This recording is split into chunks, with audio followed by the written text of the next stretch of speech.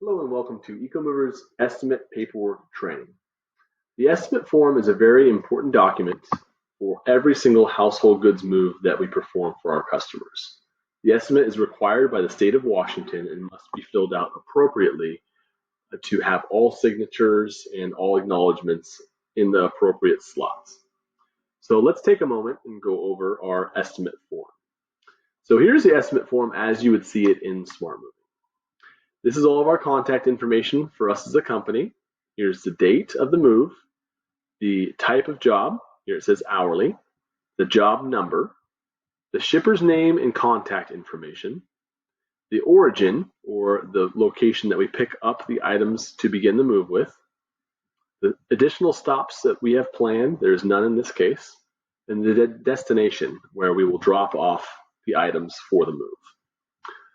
Down here is more information, such as the start time, an 8 to 12 arrival window, the details for crew and trucks, 3 movers, 1 truck is what this job shows, the job estimate, which is 7 hours, the rate, which is $1.95 per hour, the estimated travel time, which in this case is 23 minutes, the move size, which is a 2-bedroom house, the estimation of the job, which is $13.65 for this specific job, and the volume and weight of the job as well.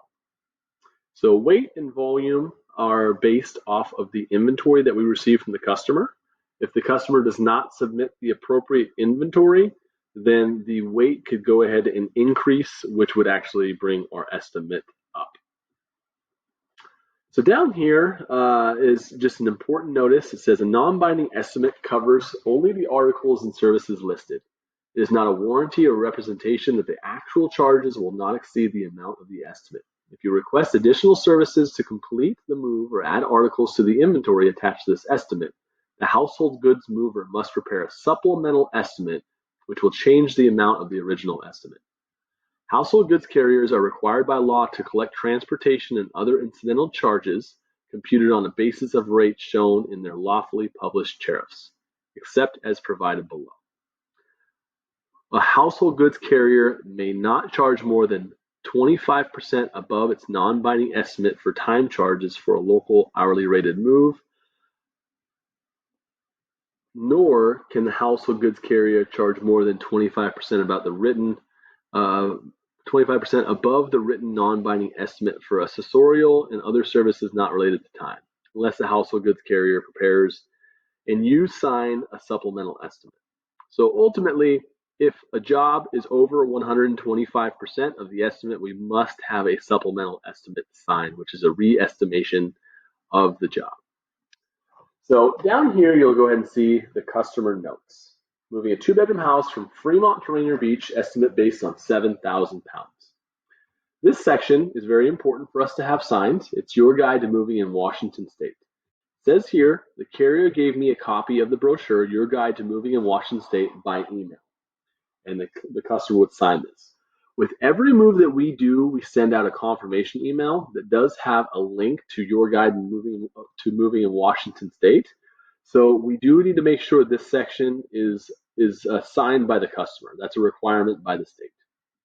Here's another breakdown for estimated cost of services, moving services, a truck fee, valuation, which is insurance on the moves, additional services, materials, total estimated charges. Over here you have the valuation coverage, which we have basic valuation, replacement cost coverage with deductible, and replacement cost coverage with no deductible. 95% of moves will be basic value protection, which is 60 cents per pound per article in the event of a damage. If something that is 10 pounds becomes damaged, we would pay $6 as the basic valuation protection.